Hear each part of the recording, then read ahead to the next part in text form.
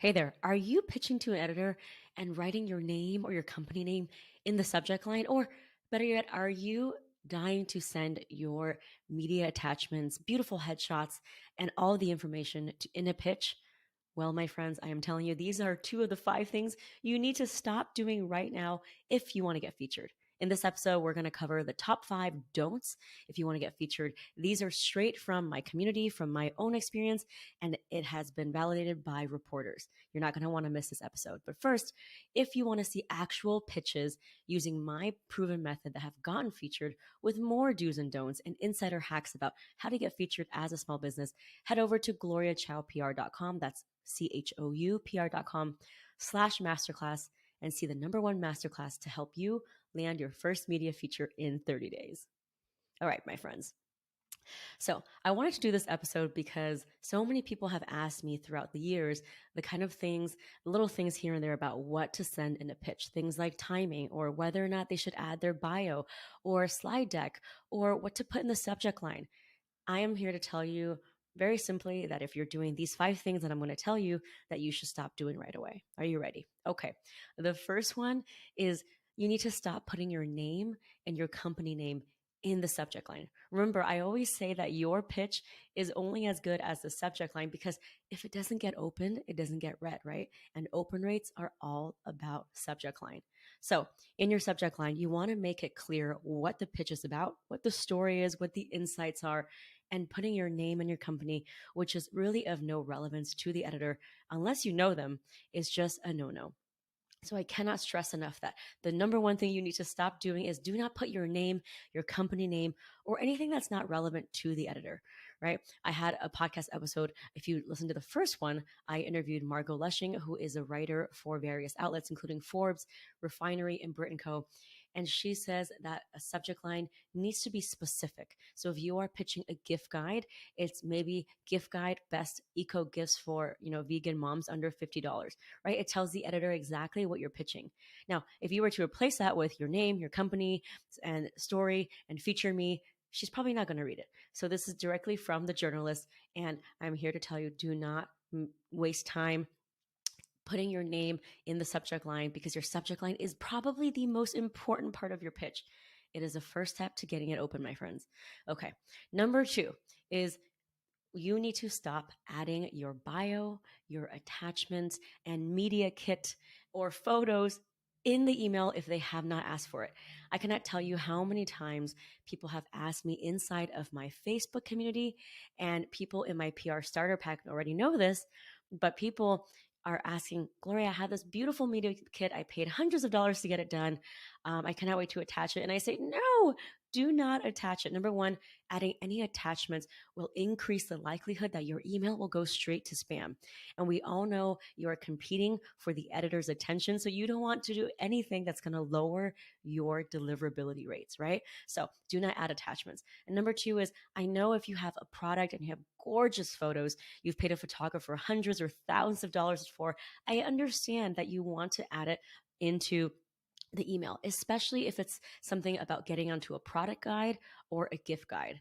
But I'm here to tell you that you do not need to do that in the first email. What you should do instead is do a hyperlink. So for example, in the gift guide episode, which is number one, the editor who writes for a lot of gift guides and does a lot of product roundups, she said that it's as simple as you saying in parentheses how much the item costs with a hyperlink on where it's found. So it could be a link to your website, or if you sell it at like a Target or a beauty store, then you might want to tell them as well the other ways that consumers can access it, right? And especially if you're not pitching for a product feature and it's more of a general story positioning you as the leader, you definitely don't want to add bios or attachments. It's a little bit presumptuous. And again, the editor doesn't know you yet. I actually had a discussion with some of the people in my Facebook community, and a lot of them are podcasters, and they get pitches all day, every day. And they said that it doesn't impress them when there are all these attachments and slide decks because they don't know you and they're not going to spend the time to open up these attachments. So remember, you want your pitch to be super clear, to the point, with a good subject line, and you don't need to add all of these bells and whistles if you have a compelling pitch. And if you want to know how to turn your product brochure or story into a newsworthy pitch, you're going to want to listen to the episode titled How This Pitch Framework Helped Hundreds of Entrepreneurs Get Featured. That is when I break down my CPR method that has helped, again, thousands of small businesses turn their product brochure into something that is relevant and something that is to the point and concise. So CPR stands for credibility, point of view, and relevance. So that's number two. So number one thing not to do is don't put your name and the word pitch in the subject line. Number two is do not add any attachments. Do not add your media kit and your beautiful photos. Instead, do a hyperlink. Instead, you can do a hyperlink to a press page on your website, even, or you can do a link to a Google folder, whatever it is, but please don't attach it.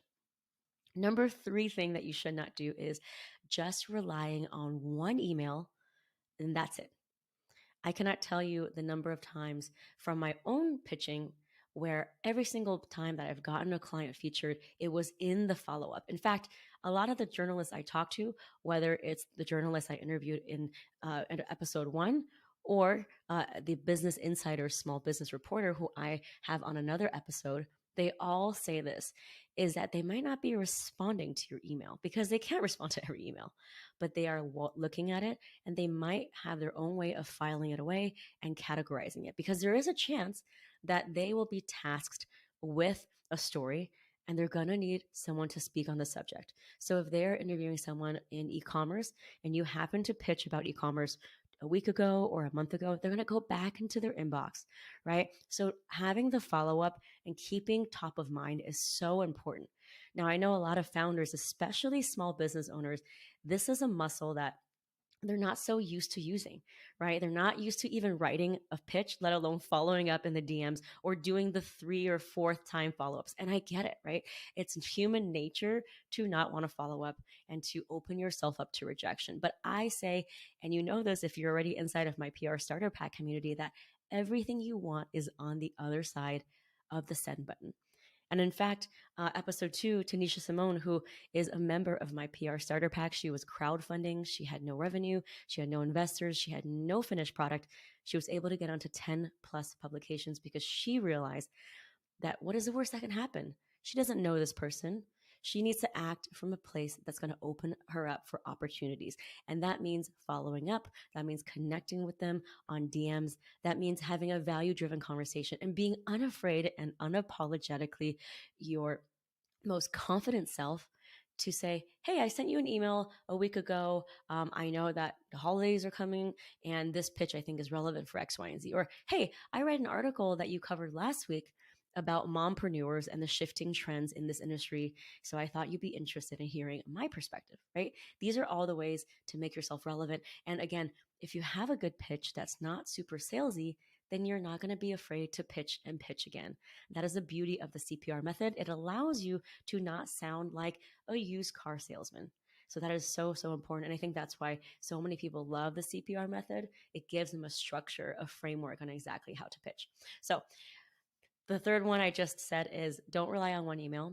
I cannot tell you how all of the every single article feature that I have gotten for my clients has come from follow-up. It has not just come from one email.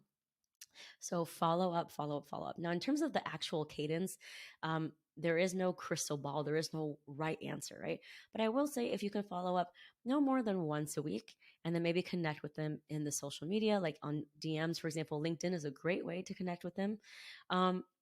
Then your chances are probably going to be boosted because you're staying top of mind, you're following them on social media, you're engaging with them. And remember, the beauty of this method of exactly this kind of small business PR method that I talk about and that so many people in my community they love is it's a relationship. And if you can build a relationship with just one reporter, get on their good side, make them trust that you are the person with insight and point of view. It doesn't matter how long you've been in business or it doesn't matter how many years of experience, as long as you have a point of view, because experts have point of view, they will be able to keep going back to you if they ever needed someone to talk about the industry again, right? I interviewed Jennifer Dawkins, who is the small business reporter at Business Insider, and she says she has a Rolodex of a few people who she constantly goes back to because these people are people who she's interviewed, it's reliable, but she's always looking for more sources. So if you don't throw your name in the hat,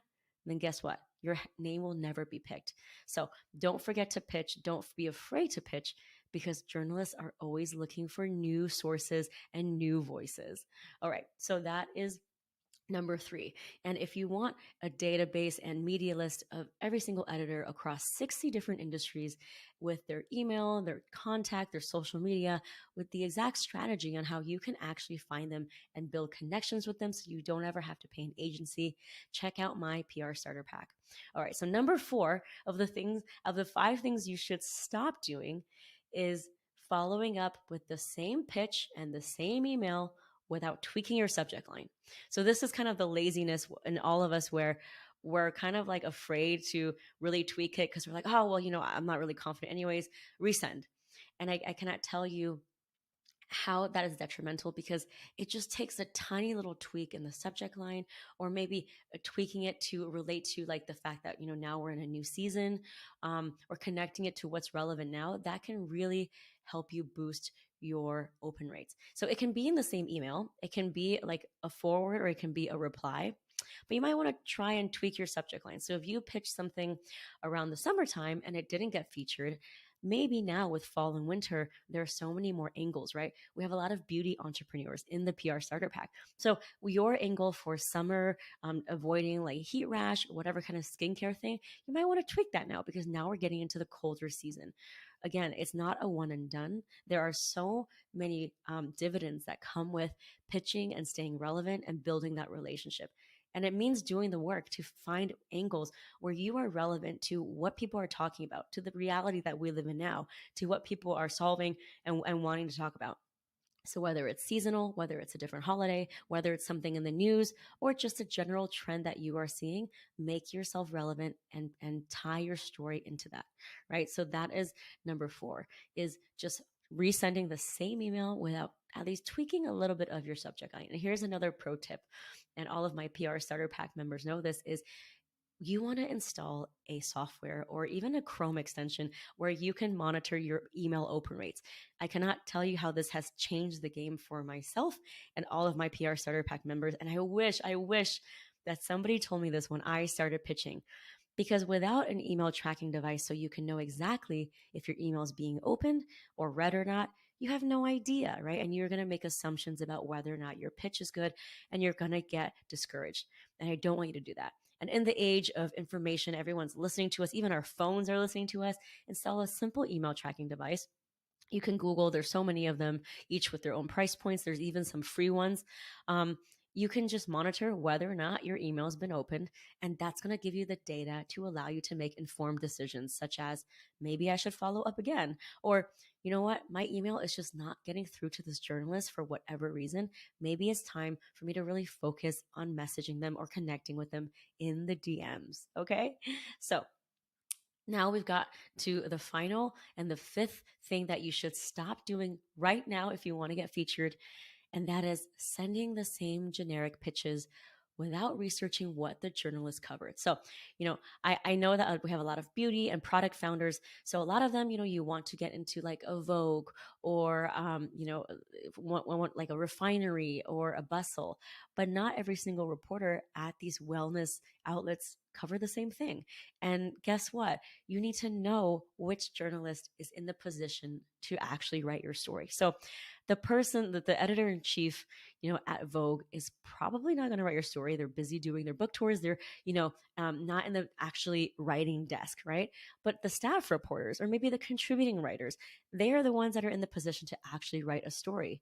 So make sure that you understand who you're sending your pitch to, and not just sending your pitch to every single person at the outlet. So that's number 5, is do not send generic pitches. So generic meaning sending a pitch to everyone, but I also want you to be specific with the pitch. It doesn't mean that you need to spend hours tweaking every single message. What it means is just do some research about whether or not the journalist you are pitching to has a history of writing about what you're pitching, right? So if it's gift guide season, and right now, we are in gift guide season, you don't want to send a pitch to someone to say, hey, please include my body butter in your gift guide if this person has never written a gift guide, or please include my eyeshadow, like vegan eyeshadow or vegan makeup brand, to someone who writes about consumer electronics, right? That's just not going to look good. But So it's you can literally Google like the reporter and what they've written, look at their previous articles and make a quick assessment. Maybe find them on LinkedIn. A lot of times they will put their own bio about what they like to cover. So then you can get information on what they like to cover and what they're interested by. Again, it's all about finding the points of connection between you and the reporter. So if they're a vegan dog mom, right, or they love rescuing dogs and so do you, there you go. Maybe that is a point of connection. What you don't want to do is send your leather bag to, a writer who is vegan and has written a lot about sustainability, or you don't want to write a pitch about why you love big tech and, all this stuff to someone who's probably been talking really badly about big tech and covering data security and what big tech is doing wrong, right? So just spend a little bit of time, and I mean a little bit of time, just to research, right? The pitch can still be roughly the same. You can maybe just change the first sentence and say, hey, I really love the article you wrote, on X, Y, and Z outlet. Are you still like writing about this topic? Because I have a follow-up a suggestion for you, right? These are all the ways to make yourself relevant and to show that you not only have done the research, but you also respect their work. And again, it does not have to be an exhaustive thing. You don't have to go into their complete bio and read their whole story. I understand that, we want to be pitching to as many writers as possible. That's going to increase our chances. So just have an organized way, have an Excel spreadsheet, maybe write a couple notes, and maybe narrow down like 25 or 50 media targets. And I don't mean outlets, I mean the actual writer who is in the position to write your story. So, for example, it's not going to be the editor in chief, but it might be the sustainability reporter, or it might be the technology writer, right? And again, if you are in my PR starter pack, you already have this detailed information because you have already had access to over 60 media lists with all of the information, including their social media, their email, and their bio. And that's going to allow you to very quickly decide who is in the position to move your story. So there you have it, my friends, the 5 things you need to stop doing right now if you want to get featured. And if you have any questions or if you want to see actual pitches that have gotten featured, go to my website, gloriachoupr.com. That's CHOUPR.com/masterclass.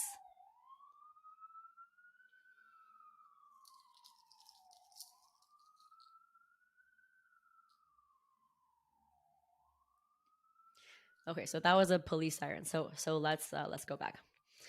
All right, so there you have it, my friend. These are the 5 things to stop doing right now if you want to get featured. Now, if you want to see actual pitches with a lot of these tips that I said in its entirety, word for word, that have gotten featured in places like Forbes and Fast Company, head on over to gloriachoupr.com. That's CHOUPR.com/masterclass so that you can see exactly the do's and don'ts and all of the insider tips that I have gathered from years of pitching. I'm so excited that you're here with us listening to this. And until next time, see you later.